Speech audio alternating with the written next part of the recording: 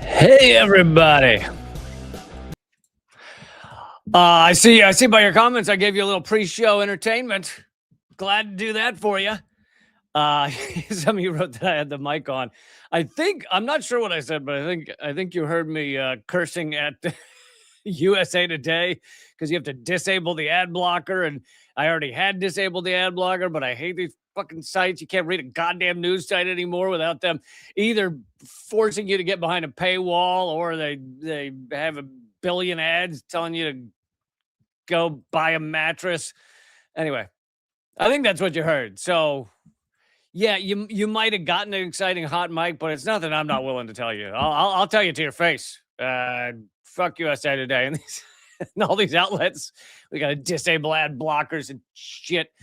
Anyway, if I said anything other than that, then I'd be interested to know what it was I said. But yeah, we're gonna get into it, and So here's the thing. I did not watch the State of the Union because why would you subject yourself to 2 hours of Donald Trump saying idiotic, absolutely false bullshit? I mean, all State of the Unions are lies, but his are like a lie on a lie on a lie, a whole other level where it's.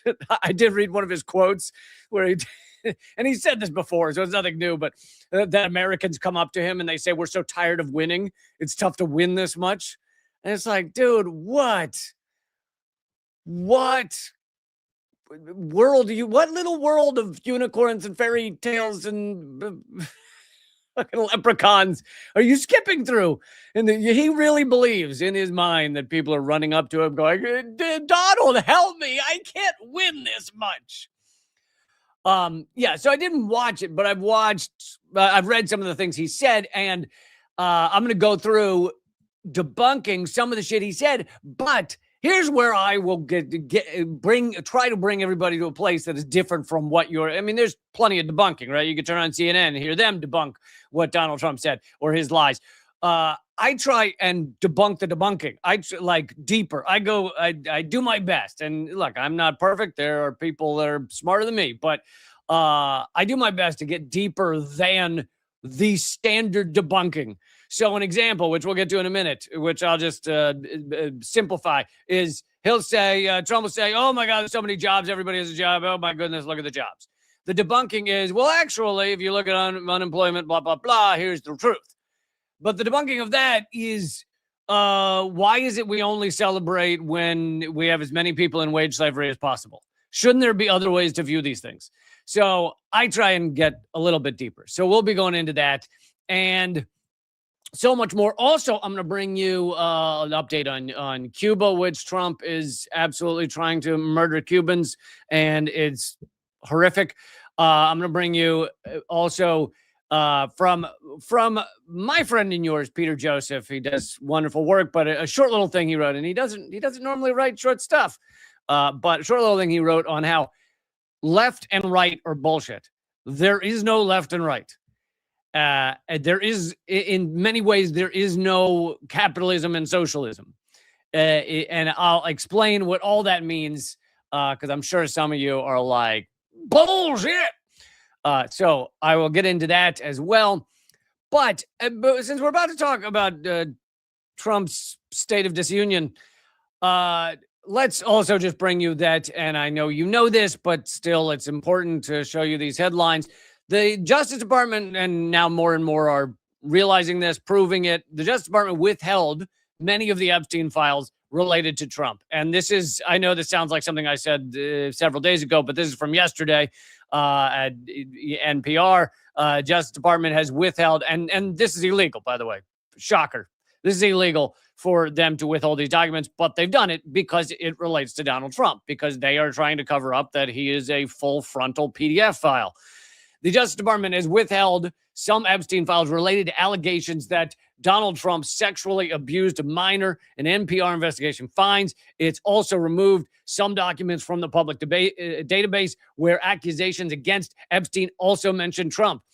Some files have not been made public despite a law mandating their release. These include what appear to be more than 50 pages of FBI interviews, 50 pages of how Donald Trump's a PDF file, as well as notes from conversations with a woman who accused Trump of sexual abuse decades ago when she was a minor. Representative Robert Garcia, who's the House Oversight Committee's ranking member, said yesterday, I reviewed unredacted evidence laws at the Department of Justice. Oversight Democrats can confirm that the DOJ appears to have illegally withheld FBI interviews with this survivor who accused Trump of heinous crimes. And she's not the only one. Other files scrubbed from public view pertain to a separate woman who was a key witness for the prosecution in the criminal trial of Epstein's co-conspirator, Ghislaine Maxwell, who's serving 20-year prison sentence. Some of those documents were briefly taken down and put back online last week, while others remain hidden. So it's illegal what they're doing, covering up these files. They're clearly covering up these files, and this is all to protect a PDF file. And so as we move on to the state of the disunion, what stage of capitalism is it where the country ostensibly for the State of the Union, the country is looking to a PDF file genocidal lunatic to tell us the State of the Union? Please, oh, Lord and Savior and pedophile and genocidal maniac, please tell us how things are going. We want to hear from you about how we're doing because you are the pedo in chief. How is that? Why are these names not sticking for him? Trump loves to give nicknames to everybody. Why is he not called the pedo in chief? Why is he not? People used to call him the Cheeto president because of the color. Maybe was it Cheeto or Dorito? I don't know. So why is pedo Cheeto not? Shouldn't he be called the pedo Dorito? Like, how is that not his name now? I don't understand. Where are people with these? Oh, weird. Firepower just posted Cheeto boy as well. I didn't. We're on same wavelength there, Firepower. All right, but let's get to some of the statements said by the pedo Cheeto. And I really don't have to say this anymore because you guys probably all have seen my shit before. Because they're not going to show my videos to anyone who's not already a fan. But this is not me just going after Trump because I just enjoy going after Trump. I will. And in fact, I'm going to get to Bill Gates in a moment, and he's a huge Democrat supporter. So I go after the Democrats and the Republicans because, as we're about to get to a little later, Peter Joseph is pointing out there's actually no right and left if you actually understand the systems at play and the terminology, etc. But all right, so this is kind of Newsweek's debunking of Trump's facts. But as I said, I'm going to go deeper than just Newsweek goes. But we still have to have some sort of base reality to stem from. Trump said he had inherited a stagnant economy from President Joe Biden with inflation at record levels. While inflation peaked at 9% in June 2022, and 9%, for those who don't know, is a crazy amount of inflation. I mean, you're like 10% of your money is basically evaporating rather quickly. The highest annual rate in about 40 years, the economy was on a much stronger footing by the end of Biden's term. According to recent findings from the Bureau of Economic Analysis, real gross domestic product grew 2.2% in 2025, a deceleration from 2.8% in 2024. All right, so Trump's lying about these numbers. Again, big shocker. But here's what Newsweek is also not telling you, that it's not actually about, or a lot of it's not about Joe Biden. The reason the inflation went nuts at that point, 2022, was because that was right after the massive amount of money dumped into our economy in order to save capitalism, in order to save our capitalist structure from collapsing in the pandemic. The monetary supply was increased by like 20% during the pandemic. 20%. Never, although the monetary supply is steadily increasing, never has it been increased that much that quickly. The amount dumped into Wall Street to save capitalism during the pandemic was like $4.5 trillion. Just unimaginable amounts of money dumped into Wall Street. And as we know, most of it did not go to your average person in America. Most of it went to the rich.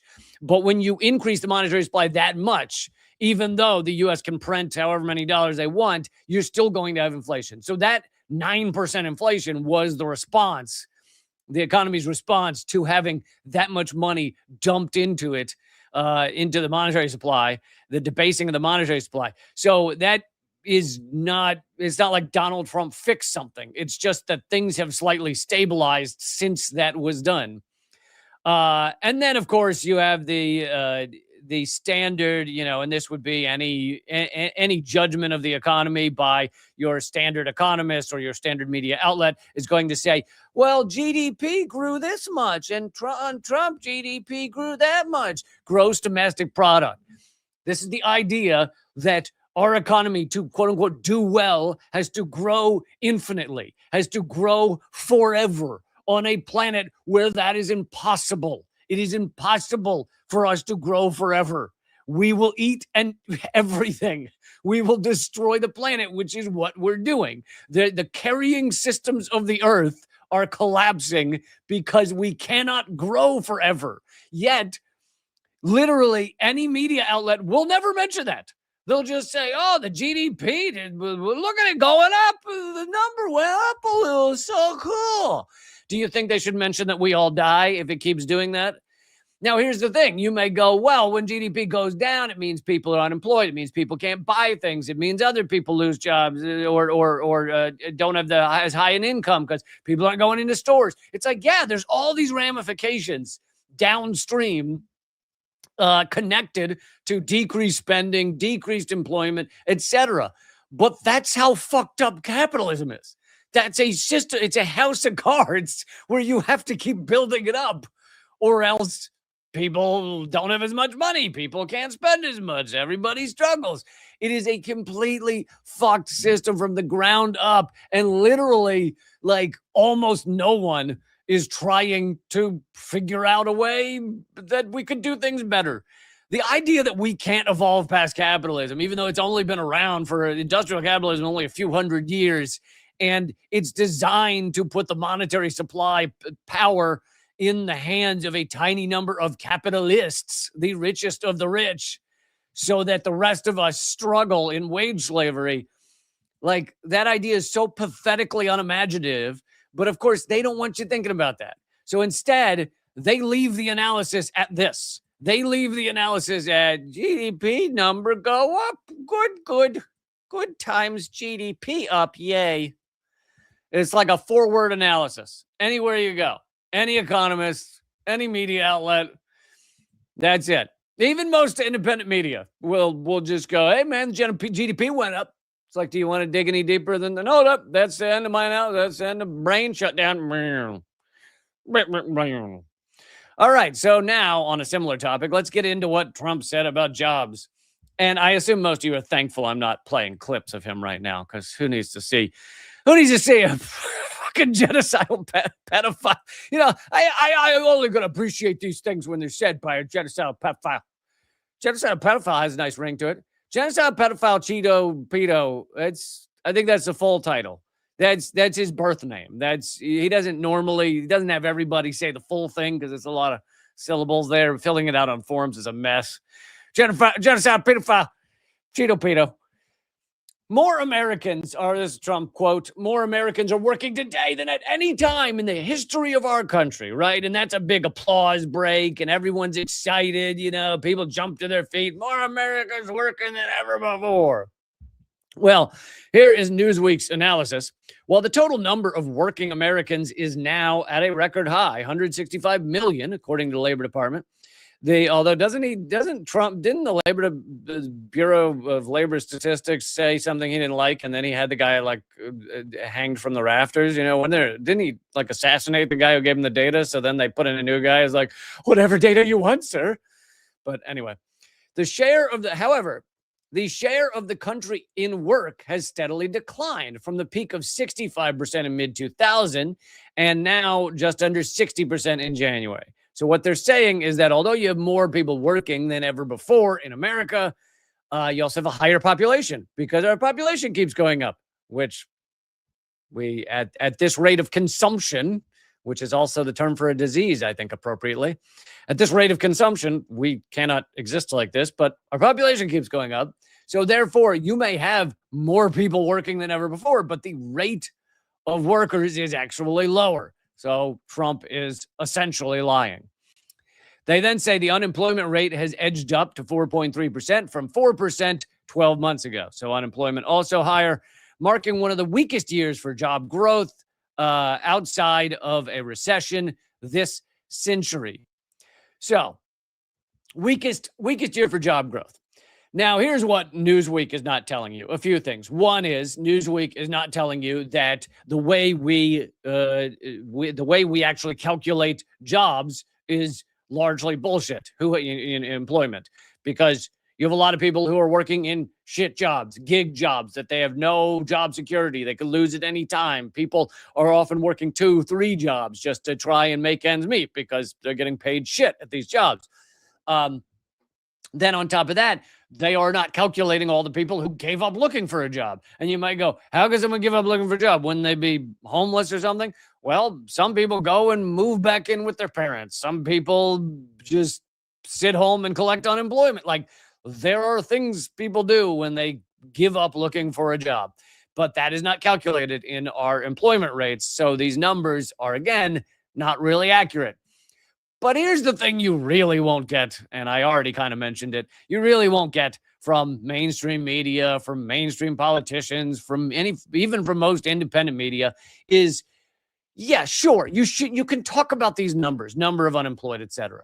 But if you aren't talking about the fact that this is a effed up system where people have to sell their life force to a company to be able to afford to eat every day, even though most of these jobs we do in our lives are bullshit jobs, right? The David Graeber book, Bullshit Jobs.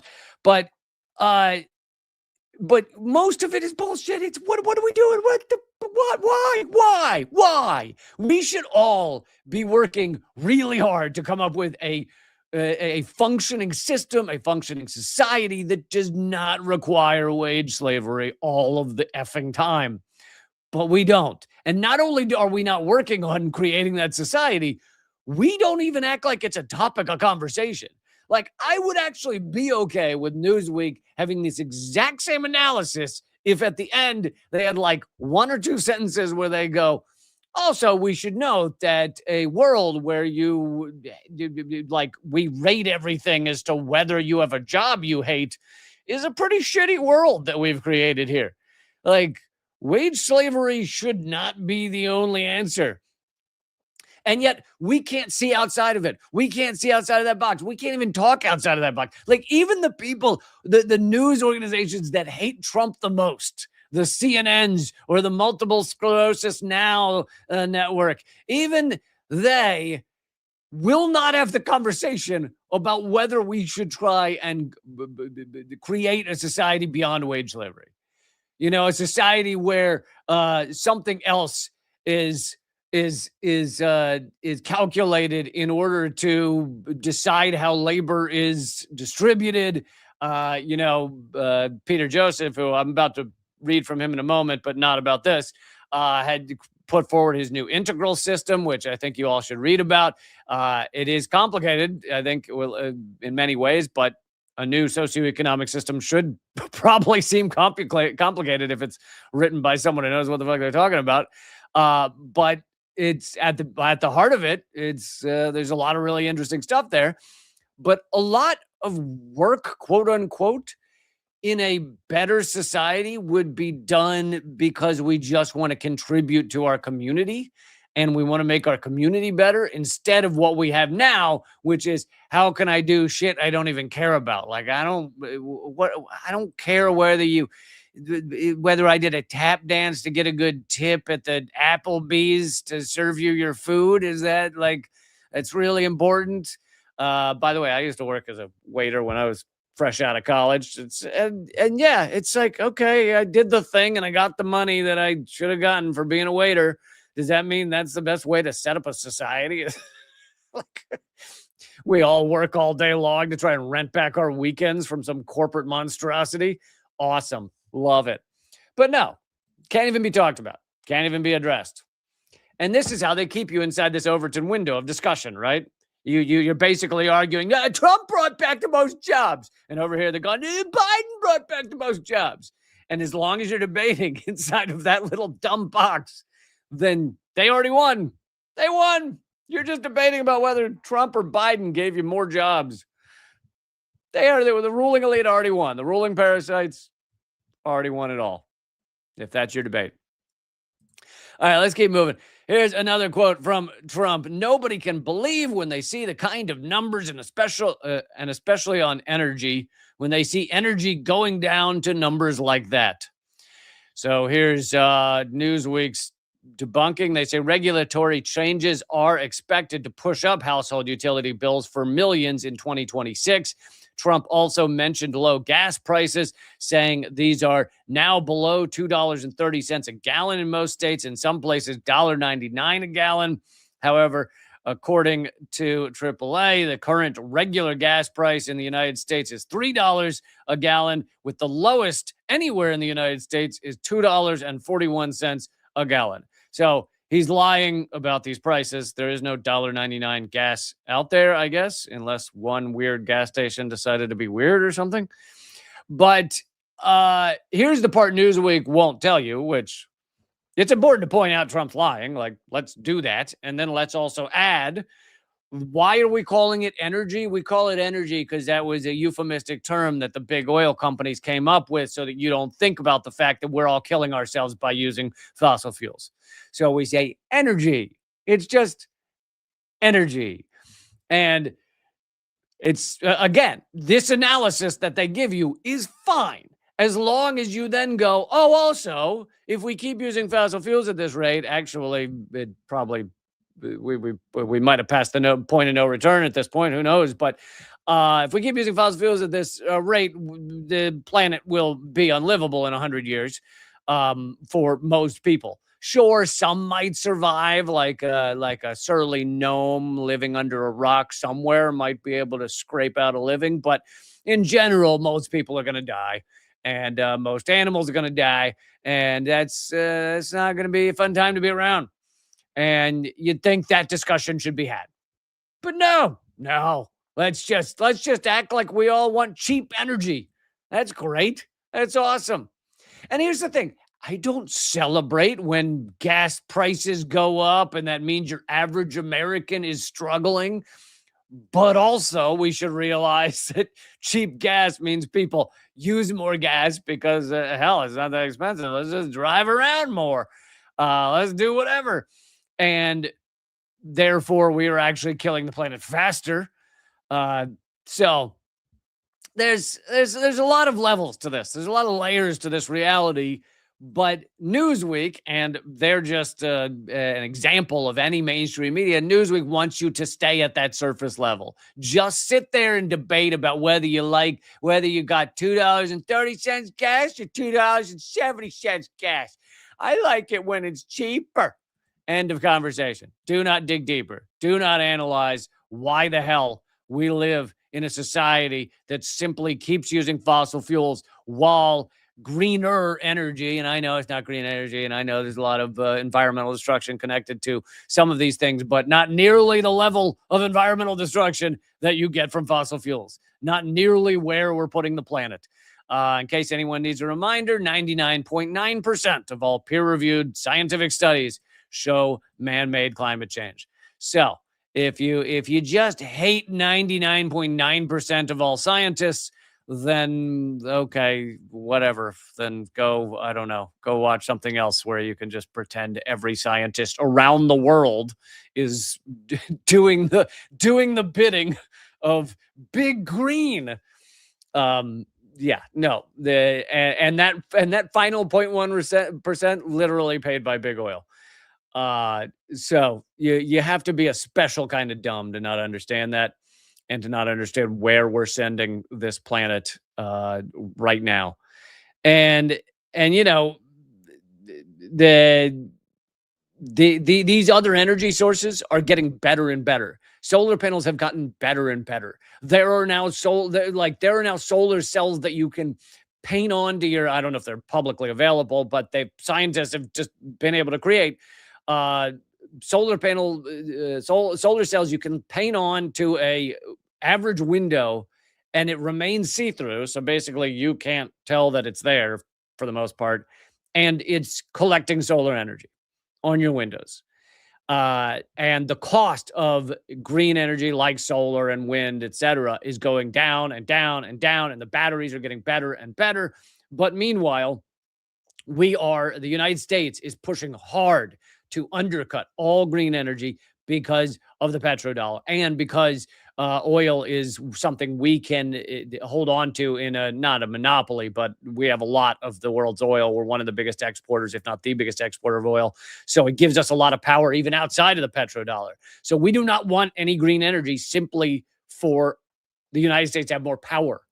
We want to kill our future so that the United States can continue imperial control. So it'd be nice if Newsweek would mention that, but no, I don't think we're not going to mention that right now. Thank you guys for all the comments, by the way. I do love the comments. I'm able to glance at some of them some of the time. And also, I don't frown upon super chats if anybody wants to support the show. Although the best way to support the show is probably to join up at realleakcamp.substack.com. Prescription drug prices. Thanks to the newly launched government-run portal, Trump RX, the president said that prices for prescription drugs had fallen from the highest price in the entire world to the lowest. Well, that's impressively. Yes, the U.S. has the lowest prescription drug prices in the world, considering in many countries they're free. Yeah, that's right. The U.S. has the lowest prices. That is one of the dumbest lies I've ever heard. The U.S., even if he successfully decreased the price of prescription drugs, still the United States is one of the, if not the most expensive. I think it would still be the most expensive because most countries, they're free. And then in the countries where they're not free, they're like a couple of dollars because it's not about screwing everybody to make as much profit as possible. Anyway, he says lowest in the entire world. And then he goes with differences of 300, 400, 500, 600% and more. Now, Trump does not understand math. He never passed a math class. He doesn't know how numbers really work. He's like the Terrence Howard of presidents. And so then the Newsweek says this is misleading or completely false for nearly half of the drugs listed on the portal. Trump's assertion that some prices have fallen by over 100% is mathematically impossible, as a drop of this size would mean the price fell below zero and the vendors were paying customers to take the product. I love that. Yes, the price went down by 300%. So a drug that was $100, they now pay you $200 to take the drug from them. But even outside of that, let's assume he meant that they're, I don't even know how to phrase it so it could be something that's logical. Let's say prices had decreased 10% and then, $10, and then he made that go even farther to 300% of $10. So I don't know. He's talking about a decrease of $30, $40. I don't know. But even if you give him the benefit of the doubt, it's still crazy expensive compared to anywhere else in the world, because nowhere else in the world are they trying to truly R-word you financially for every prescription drug you need. The United States is one of the only countries without universal health care. Now, this doesn't mean some people will go, oh, well, it's not free in such a country. But usually if you ask them to detail how much it costs, they go, well, I went and had a broken bone fixed in the hospital and it cost me $12. It's like I was talking about, this is months ago. I was talking about how Venezuela has free university, free college. And someone in the comments said, Lee, I'm in Venezuela and You are incorrect. It is not free. I paid, such and such, whatever the Venezuelan money is. Sorry, I don't know. But, I paid this many. I don't know if it's pesos. I don't know what it is. But anyway, I paid this much in Venezuela to go to college this semester. And so then I Googled the difference in rate and how many dollars that is. It was $1. The person had paid $1 to go to college that semester. So usually if you ask someone that goes, our healthcare is not free in this country, they're usually talking about like $12, $30. Anyway, compared to thousands upon thousands of dollars. And here's another level that I will of reality of healthcare pricing in the United States. Another aspect of it that people need to understand about U.S. Death care that we have here. What the U.S. does to people with healthcare is that the American healthcare system, the reason we don't have universal healthcare, is based on racism. It's based on white supremacy. It's based on eugenics. Look up the history in the early 1900s of when the U.S. was on the cusp of getting universal health care. There was a big push for people to have free health care. Now, that around that time, that was when, healthcare was getting better and better. And so there were actually fixes for a lot of things. And, there was a time where healthcare was literally like, you injured your foot, saw off the leg. Well, it started to get better and better. And so that meant doctors could do more and more for you. And so prices were going up a little. And there was a fight for universal, free healthcare for Americans. And that fight was stopped. I mean, basically the industry, the insurance industry, was headed by, or the guy that spoke out the most about it. I don't mean he headed the industry. He was the vice president of Prudential Insurance. And he was a German, so literally German eugenics, who had come over, moved to America. And he wrote publicly, you can go read his writings about, he believed that, and this is, just after slavery is ending and things like that, and all the white people are worried about having the black people in the society and not as slaves any longer. And he had written and spoken a lot about how, well, if we give Americans, including black people, healthcare, then they'll live longer. And we don't want black people to live longer. And so therefore, let's make sure we don't give free healthcare to people. And his theory, which was not his, there were other white supremacists who had put forward this theory that, well, black people are inferior.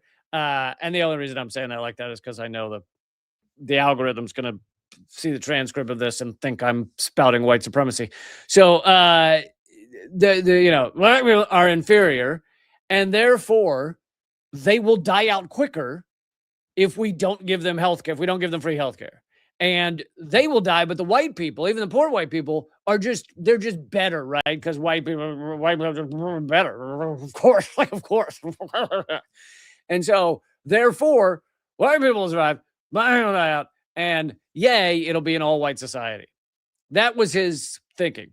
And he was the vice president of Prudential Insurance. And all of the information in this debate in the country that was supporting not having free healthcare, all of the information was coming from him and his studies. And so he's making up a bunch of bullshit about how much it's going to cost to give everybody in America universal healthcare, et cetera, et cetera. And he wins. They win. So when you see how much this healthcare system in the United States is completely destroying people's lives, remember, it comes from white supremacy and eugenics. Awesome. Okay. Trump then claimed, he said that the Save America Act enforcing stricter ID requirements on voters was necessary to address rampant cheating in U.S. elections. And they then, I'll give you Newsweek's debunking, which is false, but in a interesting way.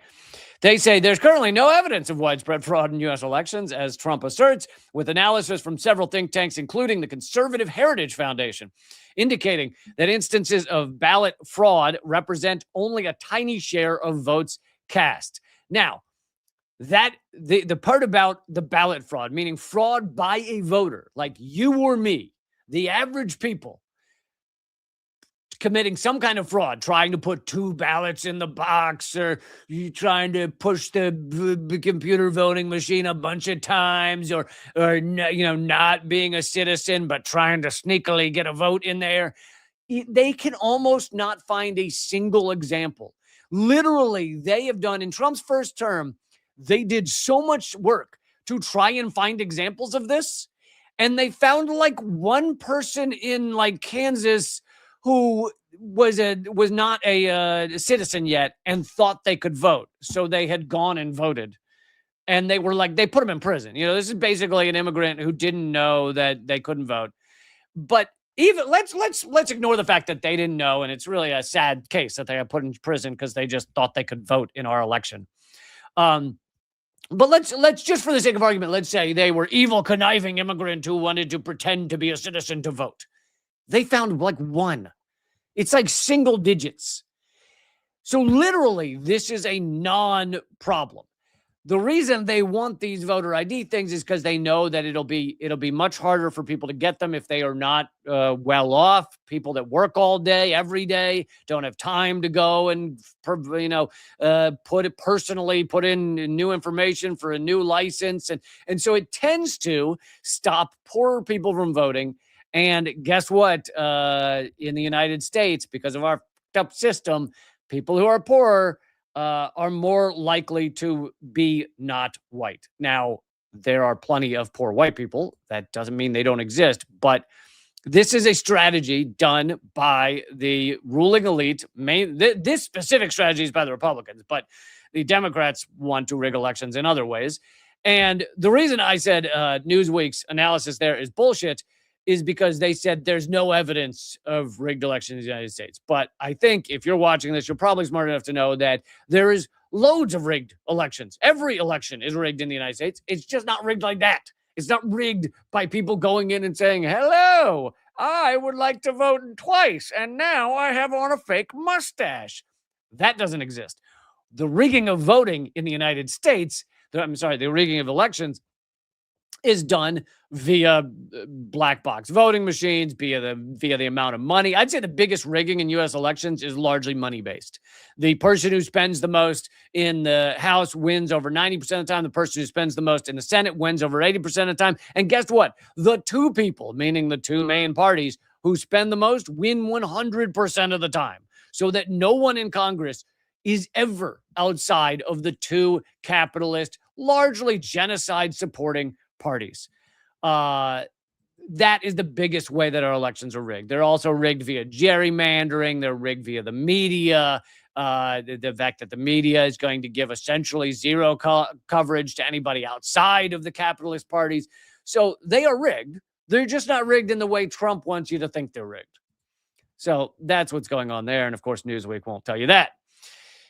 DC crime rates. Trump said that thanks to his deployment in the National Guard, there was, quote, almost no crime in the nation's capital. And by the way, I lived in Washington, D.C. for 8 years, walked to work every day to make a TV show called Redacted Tonight, and never saw or was party to any, except for the crime I committed. But outside of the crime I committed, never saw a crime, never heard a crime. It's not like there was loads of crime going on. He said, sorry, no, this is not he said. This is Newsweek. Although crime in Washington, D.C. has fallen considerably, you can tell it's not Trump because he wouldn't use multisyllabic words like considerably. Like just like 4 or 5 syllables and he's out. He's tapping out. Like considerably would really fuck him up.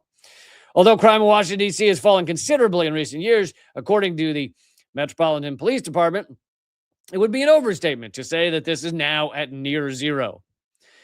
Trump's claim that the nationwide murder rate saw its single largest decline in recorded history in 2025 was true, however. Okay, so going back to D.C., I'll get to the murder rate in a second, but going back to D.C. For a second, Yes, crime has gone down in DC, but it is not because of the National Guard. The National Guard has done nothing. They most of the time they literally do nothing. And there's articles in like the Washington Post about how they're like putting down mulch at the National Mall and stuff because they literally have nothing to do.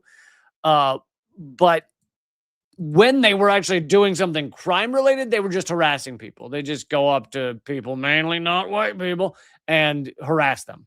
So it's just a harassment technique, but it did nothing crime related. Having the National Guard there did zero. However, crime has gone down, and we're talking specifically about, this is another part of the debunking, talking specifically about street crime, okay? We're not talking about the massive amount of crime that is done in Washington, D.C., because that is done by Congress, by lobbyists, by big pharma. Those are the criminals, by Wall Street investors. Those are the biggest criminals, right? The amount of crime they commit is so far above and beyond someone stealing a wallet on the street. Like, you couldn't even imagine the level of crime compared to street crime. Wage theft alone, meaning just McDonald's making sure their employees only, you have to, let's say it's something like you have to work a full hour for it to count. So they just shave off. If you worked 23 minutes, then that doesn't count. Those type of things. That's wage theft. And that is the amount of wage theft across this country is way more than street crime, amounts to way more than street crime could. So, and that's just wage theft. That's not even all the other crime that they commit. But the reason street crime has gone down in Washington, D.C. is largely pandemic connected. When the pandemic was going on, there was an uptick in crime, both because people were struggling more. Guess what? Poverty causes crime. What? How could that be? Oh, maybe because when you're very poor, getting by in life becomes harder and harder until you're willing to do things. And guess what, folks? If you yourself literally couldn't afford to eat, do you think you might steal some food? Do you think you might steal some shit from the pharmacy because you can't fucking get by and can't survive? I think that you put any of us in that position, we could get to that point. But no, let's never have that conversation. Let's never have the conversation of we are created by our circumstances. And let's just pretend that everyone's as wonderful as rich people who will simply steal from you in other little ways you never see, such as tax loopholes. Let's just pretend that everyone's, if you're a Wall Street investor, I'd never take a candy bar at a Rite Aid or something. Well, yeah, but you also steal millions from the American people simply by putting all your tax in tax havens. Well, that's different. That's different than the candy bar. That's a totally other thing. Meanwhile, of course, Trump is committing more crime than anybody on the streets of Washington, D.C. could ever hope to. His crypto scams, which, by the way, are not just crypto scams, they're also bribery schemes, as I've covered on this show, where people in other countries, like UAE, will spend millions or sometimes even billions on his crypto tokens to ingratiate themselves to him. It's a bribery scheme, and that's called corruption. So that is mass level of crime. Thank you, Mark Dansky and Mary Ploppins, for donating over on Rumble. I really appreciate it. Rumble.com/Lee Camp is where I live stream over there. Okay, and then the last thing here from this debunking was Trump's claim that the murder rate is the single largest decline in recorded history in 2025 is accurate. However, it had nothing to do with Donald Trump. Yes, murder has gone down in the United States last year, especially. It has to do with several factors. I was going to read you some of these factors, but nothing to do with what Donald Trump's done. Nothing to do. In fact, he has increased the murder rate because he has ICE agents killing people now. But one of the murder went up during the pandemic, which makes sense. Again, people struggling more tend to commit more crimes, tend to be put in more awful circumstances. But outside of that, just if you like during the fucking lockdown, you got to be around someone like 24/7 for weeks. You're gonna have to murder them. Like, yeah, I see where they're coming from. Like at that point, you're gonna gotta kill someone. Like you're like imagine you have a small apartment. You got 2 rooms, and that person, the way they eat an apple, holy shit, dude, it's just gross. You gotta kill someone. I mean, I get it. And the snoring, yeah. So a lot of it was pandemic related, meaning it went up during the pandemic and then it has come down a lot after the pandemic. But there's also other factors. Let me read. This is from Council on Criminal Justice. They say one likely contribution includes significant investment in community violence interventions, CVI strategies, that several of these jurisdictions had made since violence surged in the wake of the pandemic. So basically, during the pandemic, violence surged, and there was also a lot of money sent to communities to try and help with them deal with the pandemic. One of the ways they used some of this money was things that actually work to decrease violence and decrease crime, not police. Police do not decrease violence. Police run to something that has become violent and they then add to it usually.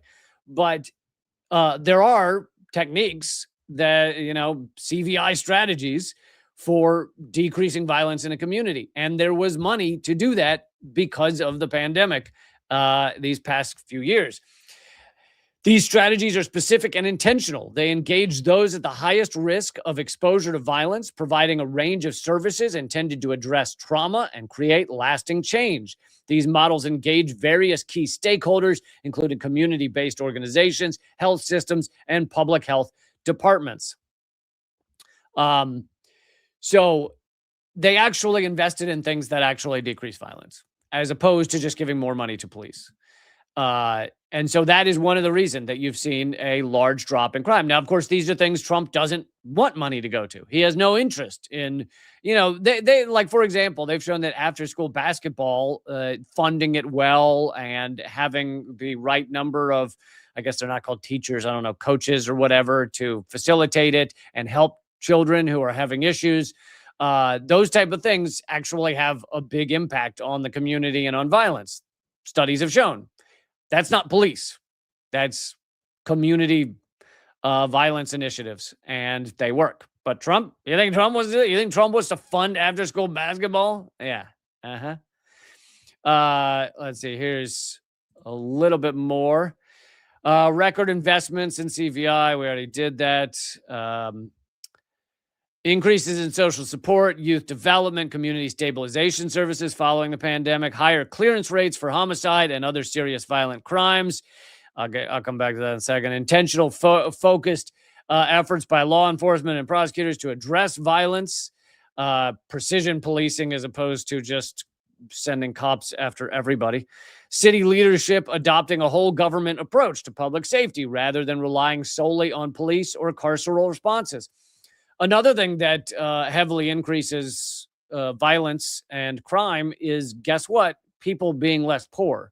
So if you have various ways of addressing that, such as more food stamps or more community pantries, or, there aren't a lot of places in America who have this, but basic income, things like that, or free schooling or free daycare, because guess what? If a single mother has free daycare, then she doesn't have to spend that money on daycare while she works. So therefore she has more money. All of those things have been proven to decrease violence, decrease crime, increase education.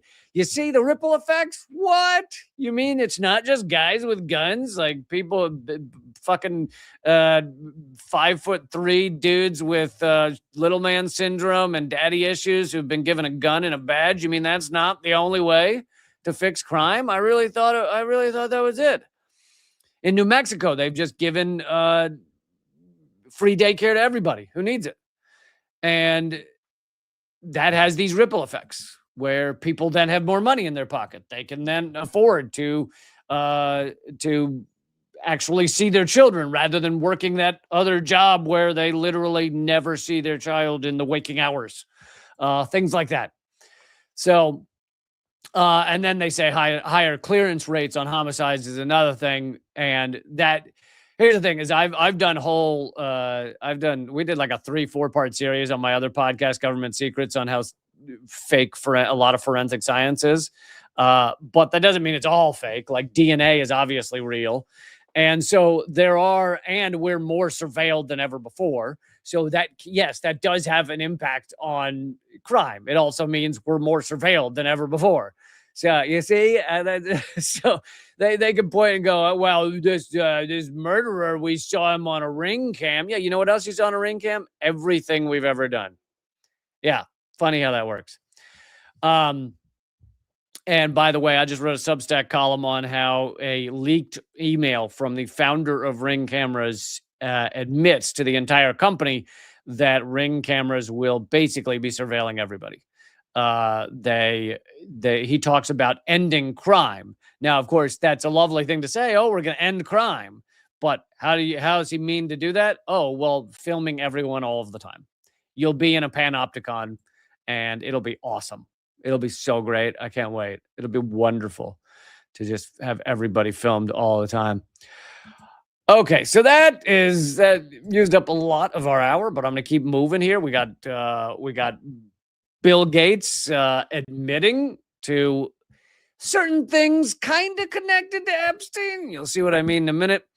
But I just want to say right now that it would be amazing if you feel like you've gotten a beer's worth out of this show. Here's the thing. If I were doing this show with you in your living room, now it'd be a little awkward because I'd be yelling at you and you'd be like, are you ever going to let me talk or what? But if I were doing this for you right now in your living room, would you be willing to buy me a beer? Because that would be so cool. And I need it after these shows, man. First thing I do is run to the beer. So if you're willing to buy me a beer for this show, then join up at reallecamp.substack.com. If you sign up for a year, it's like $7 a month. If you sign up for just a month, it's $8. And as you can guess, I have zero corporate support. I have zero billionaire friends. I have had my YouTube channel banned around the world, my Spotify podcast banned around the world, my TikTok channel banned around the world, and I'm suppressed on other networks. I've recreated. If you're watching this on YouTube, it's because this is the newer channel. But so it really comes down to whether you guys want to see my stuff continue, and I hope you do. reallecamp.substack.com. You can also join up if you want to be part of the like viewing community where you guys get together and like you can chat, you can post your own stuff. Even when I'm not live, you can post your own like articles and videos and stuff. That's leecamp.net, my locals page. You can get a month free by using the promo code LeeCampFree, one word, all caps. But leecamp.net is my locals page, and it is an amazing gang over there for everybody watching on locals. I love you guys. You keep the show going. And then if you're a diehard Patreon person and you will not do anywhere else, then patreon.com/leecamp. I'm not saying it's like bad to sign up there. It's fine. But patreon.com/leecamp. But yeah, reallecamp.substack.com. And here's the thing: is if when I asked you, would you get me a beer for this if I were doing it in your living room, and your answer was no, screw you, I don't care that you just gave me this awesome show for an hour, I'm not getting you a beer. I hope you'll still go subscribe in the free version, reallecamp.substack.com. I have a new column over there just yesterday about how Trump is creating a $1.5 trillion money laundering machine. It's about how he wants $1.5 trillion for our Pentagon. And trust me, there are tons of facts in that article that you probably don't know or you haven't heard recently and you've forgotten. So I would love for you to check out that article, reallecamp.substack.com. Not behind a paywall. You can just go read it. So yeah, that would be amazing. Okay. Let's get to what Bill Gates just fessed up to. Oh, by the way, for those of you who heard the hot mic before the show started, this is what I was cursing at. USA Today. where the only way they'll let you read the article is if you allow ads, and then the ads are all over the goddamn. I was thinking, whenever I have to show an article with stupid ads on the side, I think I'm going to make sure and insult all of the products so it's like a negative ad. So first I have to insult USA Today. What a garbage outlet. So there you go. There's my promo for USA Today. And by the way, have you ever seen a USA Today? Like, a lot of hotels will give it to you for free. They'll like put it outside your room or lay it out or something. And it's basically 4 pages. Like an average USA Today is like 4 pages. And it is like written for Americans who don't know how to read, who like literally just see symbols. Because it's like the average column is like 7 words. It's like written for the Donald Trumps of the world. But anyway, that being said, I happen to find this article on on USA Today. Bill Gates, quote, took responsibility for his actions. No, he didn't. Over ties to convicted sex offender Jeffrey Epstein in a town hall meeting with employees of the Gates Foundation. So most of you know that the Gates Foundation is his giant philanthropic organization, which gives him massive control over large swaths of the universe. Because the Gates Foundation, guess what? When they donate a huge amount to a various place or entity, organization, they end up with a lot of control over that organization because that organization doesn't want to offend them, because then they're going to lose their Gates Foundation money. And this goes for a lot of media outlets. Gates Foundation has donated to a ton of media outlets. I can't remember them all. I think it might have been used to be Guardian. I know PBS and NPR were connected to the Gates Foundation. And so it means that all these media outlets are afraid to ever say anything negative about Bill Gates. Does that sound like philanthropy? Does that sound like he's helping the world? Or does that sound like he's basically controlling these media outlets without having to buy them, without having to outright buy them like Jeff Bezos did the Washington Post?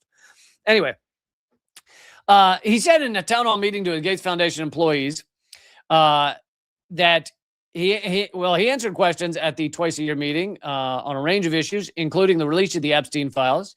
In the town hall, Bill spoke candidly. How do you fucking, like, he's still covering something up, so why is it speaking candidly? How do you know he spoke candidly? He could have been lying his ass off. I'm sure he was lying his ass off. Addressing several questions in detail and took responsibility for his actions. No, he didn't actually. The statement came in response to a Wall Street Journal report. So the Wall Street Journal reported on this, even though it was not public, but it was just for everyone at the Gates Foundation, but someone leaked it. Documents released by the Justice Department have indicated Gates and Epstein met repeatedly to discuss expanding the Microsoft founders' philanthropic efforts. The meetings came after Epstein was already imprisoned for prostitution involving a minor. Epstein, not like the guys in the mines, like not guys digging up coal. I mean, I assume he did that too, prostituted like a coal miner, but this was children. Epstein died by, and then I love how they always, like these mainstream outlets, they always feel the need to also throw in some extra propaganda. Epstein died by suicide. Oh, did he? Did he?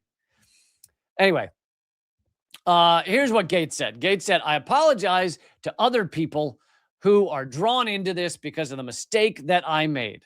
Now, most of you already knew that stuff, that he claims he just had meetings with Epstein and that it was about getting money from him and that he never did anything untoward. Even though the released files show photos of Bill Gates with young women and there's a black box over the young women's faces, Bill Gates is claiming that was because he was asked to take photos with Epstein's assistants. Yeah, who were Epstein's assistants, I wonder. And that is why he took those photos, but he didn't know anything about them. Gates told the staff, I did nothing illicit. I saw nothing illicit. However, he also admitted or acknowledged 2 affairs, extramarital affairs with Russian women that Epstein later discovered, which is why Epstein wrote about these Russian women. Now, I covered it on this show, and you've probably seen it elsewhere, that one of the emails that was revealed in the Epstein files was Jeffrey Epstein emailing himself, basically formulating a form of extortion against Bill Gates. basically saying, you should probably throw me this money uh, because I've been such a good friend to you and I helped you with those Russian women and you asked me to get you STD meds that you could quietly slip into your wife's food or drink so that she wouldn't know she was being treated for STDs. And this is what Jeffrey Epstein wrote to himself. Now, there are two ways to view that. One is Epstein was speaking the truth, getting ready to extort Bill Gates for the truth, for what truly happened. The other is that Epstein was making things up in order to, because Bill Gates reading that would have said, well, that didn't happen, but I don't want him speaking to anyone about these made up things, so therefore I'll give him the money anyway. I'll let you decide how to view that. But that aside, whether that's true or not aside, Bill Gates has just admitted to having affairs with at least two young Russian women. Let's just assume they were of age, but they were clearly young. Now, that Epstein found out about a few things. One is, if Bill Gates had affairs with young Russian women, where do you think he met these women? How did this come about? Do you think it was literally just Bill Gates walking down the street and met a young Russian woman and said, hey, come on back to my place? Or do you think these women were provided to him in one way or another? Which would be, whether it was connected to Epstein or not, that would be sex trafficking. Then you also have the question of, I realize they're scared and it's not like I want anyone, I don't want them to get hurt. I also probably would make the same decision not to speak out, but wouldn't it be amazing if one of these Russian women or women from other countries were to come forward and be like, this is what happened to me. By the way, one of them did come forward from South Africa. She said, and I had this article highlighted, but I never got around to it the other day. I think she was of age. I mean, she was like a teenager, but I think she was maybe 18 or older, but or early 20s. But she ran into Ghislaine Maxwell at a club in South Africa. Ghislaine Maxwell said, I'm so-and-so, I'm with these powerful people. Bill Clinton's with me. Chris Tucker, the famous comedian, and he was like the top of Hollywood back in the early 2000s. And Kevin Spacey. All these people are with me.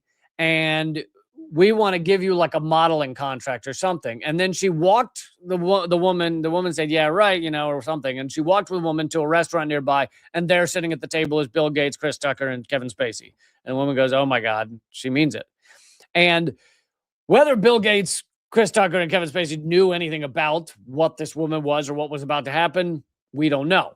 But the woman says she was then given a modeling contract, quote unquote, or helped with her modeling if she flew to New York with Epstein. So Epstein then provided a visa for her like really quick. And she said that getting a visa out of South Africa at that time for her would have been really difficult. And somehow he was able to get it really quick. And she then flies to New York. She's only there for a short period before he flies her to the island and Little St. James, and she is assaulted and basically imprisoned, basically put into sex slavery. And so it seems like that was probably the standard operating procedure for them more often, was to entice them with these famous people. And then if you could get him to the island, then there's no laws there. Like there's no one to answer to. He doesn't, even if he were caught, I don't even know what the legality would be on that island. So he basically waited till he got her to the island to begin all of the assaults and everything. And anyway, that seems to be how it was going on. So here you have Bill Gates saying, yeah, I had affairs with these Russian women. Somehow Epstein found out. If Bill Gates were having an affair with a Russian woman on the down low that Epstein didn't know about, do you think he'd tell him? Do you think he'd go running to his friend Epstein and say, let me tell you about this Russian woman I'm having an affair with, even though I don't know you very well and I just want your money for my philanthropy? Or do you think Epstein might have provided these women to Bill Gates? Anyway, update on the Bill Gates side of things, which is he's slowly admitting to more and more.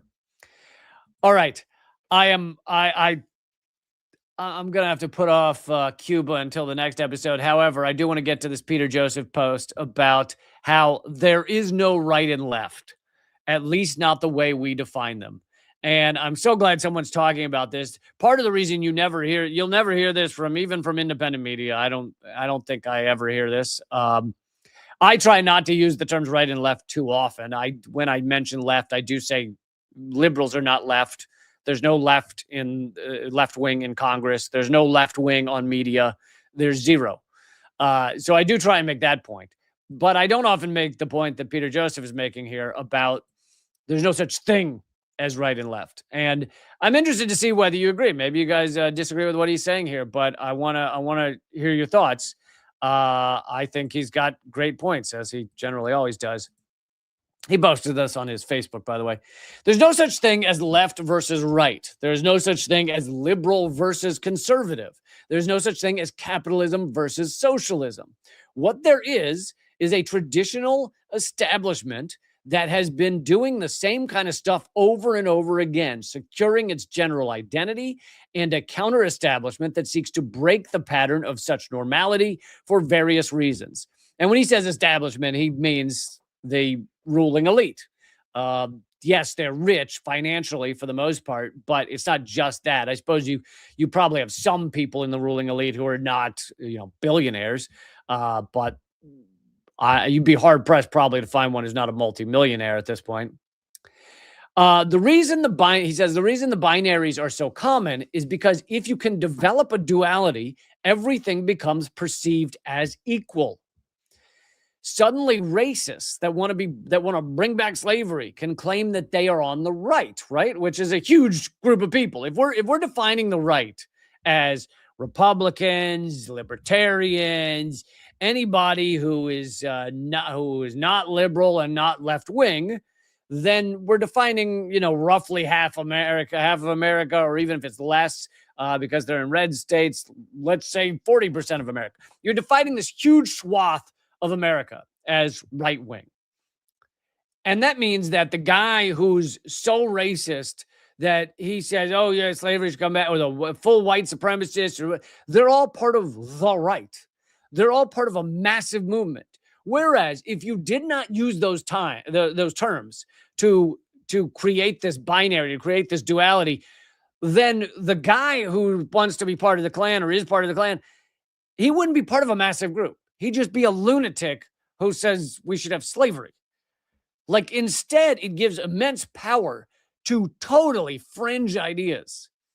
But let me keep going.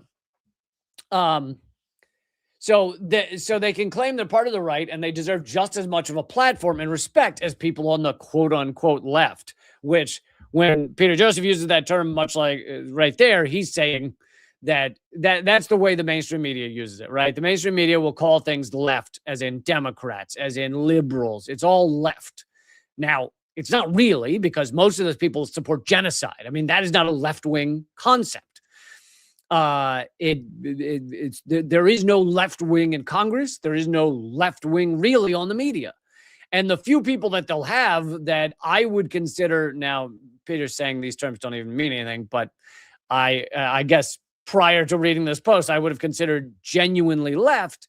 If they're allowed on mainstream media, they're on there once and never again. Like myself. I was on Fox News one time. I was on CNN one time. I was on MSNBC one time. Because they have you on and they go, oh, this makes us look bad. Because he's not willing to play the game, and he actually stands for some real shit. He's actually anti-capitalist. He's outside of the Overton window. He can't be here. And that's what the deal is with me. But anyway, Peter continues, it's a fantastic scam in the arena of so-called free speech as well, because someone can tell you the earth is flat and women should be in the kitchen only and men should rule the world. And by the way, I'm only skipping a couple of these because if I say them, the algorithm will delete my video or something. Only Christians should be allowed to vote, or whatever other variation of absurdity.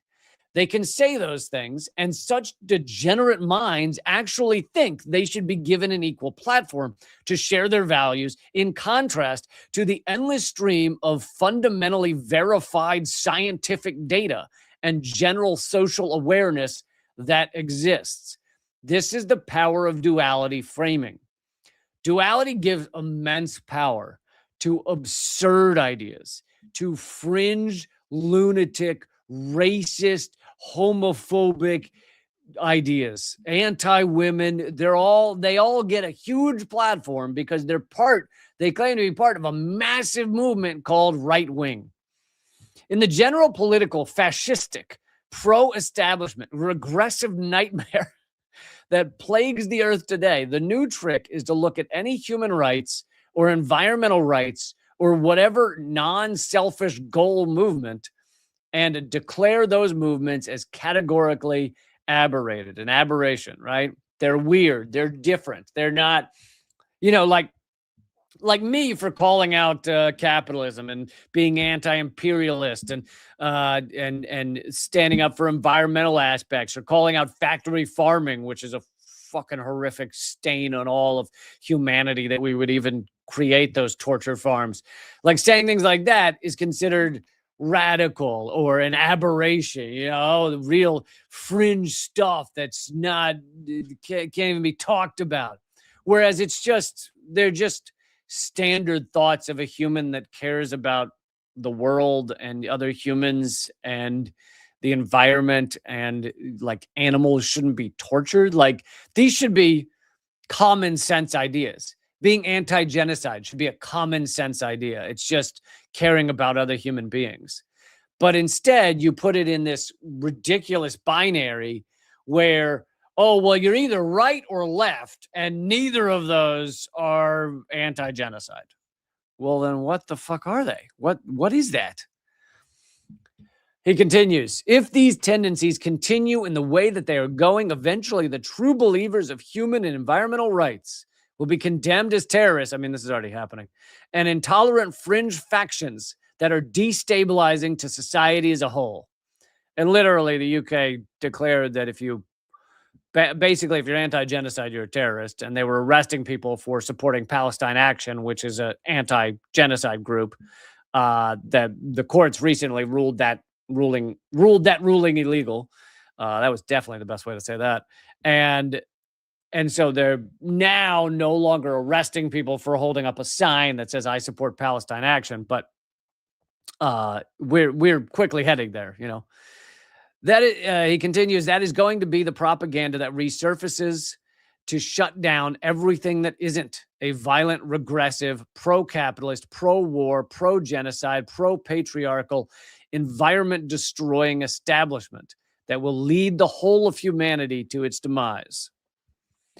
And here's an aspect of this that he didn't get to here, which, when someone does a little Facebook post, you can't expect them to say everything.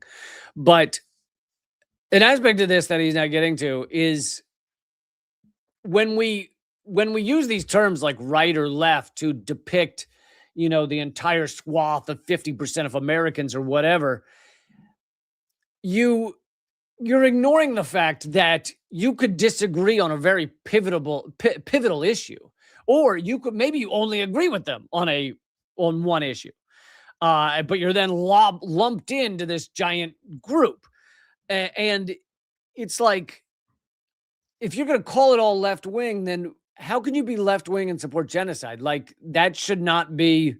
You should not call that left wing. But of course, it means that the term left doesn't actually mean anything. Instead, we should analyze things issue by issue, and you should vote for someone. We should eliminate parties, and you should vote for someone based on, like, well, they have a bunch of issues that I agree on, and the things that are red lines for me, like supporting genocide or acting like climate crisis isn't real, the things that are red lines for me, they don't support those, so I'll vote for that person. That would make more sense, rather than having these terms that kind of don't mean anything. They do, because they mean everything. Because,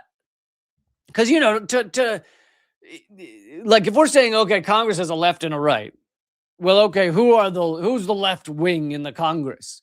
Well, it's this group of people who are essentially liberals. A few might be a little closer to the Bernie Sanders of the world, but they're still all liberals. Well, okay, so that's the left. So a large percentage of the left supports genocide in Congress. Well, yeah, they do support Israel as Israel commits genocide on a daily basis. Many of them do. Not all of them, many of them.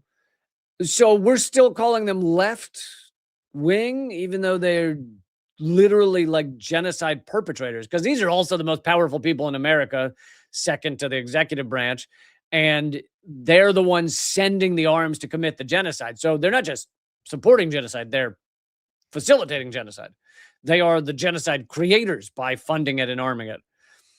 And we're calling that left wing. Well, then the term has no meaning. It can't have any meaning. And most of them support war with Iran. Most of them supported war with Iraq, which killed 1 million people. So none of this is left wing by the view of left wing as supporting humanity. But it means that the term doesn't mean anything. But it's used to create this binary that, and you know, Peter Joseph is talking about how it's useful to create this binary so that fringe radical white supremacist ideas can pretend to have the support of half the country. But it's also useful because it's the divide and conquer strategy for the ruling elite, the ruling parasites. They can say, here's the right and the left, and you got to pick a team, and whichever team you're on, you got to support these people in Congress. Oh, they're all capitalists. Oh, most of them support genocide, most of them support war, most of them support empire. But you got to pick one of those. Well, why am I voting for people that support war and empire and death and destruction? Oh, well, because you got to pick one. You got to... and it's this, the divide and conquer thing works great. Instead, the people who are not the ruling elite, not the ruling sociopaths, should unite to stop that 0.01%. And we need a sociopath test. I've been saying that for years. Like, because sociopath tests are getting pretty good, you know, nowadays. Like, you could probably ask ChatGPT to give you a sociopath test. It could probably tell you pretty quick if you're a sociopath. I haven't tried that. But maybe I'll try that. They're getting pretty good. So if you had a could not pass into the White House or into Congress, if you can't walk through there unless you passed a sociopath test. I think all the buildings would be empty. We'd have a whole empty system. So absolutely sociopath test. Just thought I'd throw that at the end. All right. I gave you an extra 20 minutes on this hour. Hour 20. If that doesn't deserve a beer, then I don't know what does. reallycamp.substack.com. I hope you'll sign up for a beer a month. And I will see you guys. Well, tomorrow night's a new Unredacted Tonight. I hope you'll check that out. 7 p.m. Eastern, not noon Pacific, 7 p.m. Eastern, 4 p.m. Pacific, but you can watch it anytime after. And then Friday, live stream, 3 p.m. Eastern, noon Pacific. Also check out all my podcasts. One's called Government Secrets. This one that you're watching right now is also a podcast called The Lee Camp Show or Moment of Clarity, depending on which platform you're on. And then my other podcast is called Common Censored. I hope you check all of those out. All right. I will see you tomorrow for Unredacted and Friday for another live stream. reallycamp.substack.com.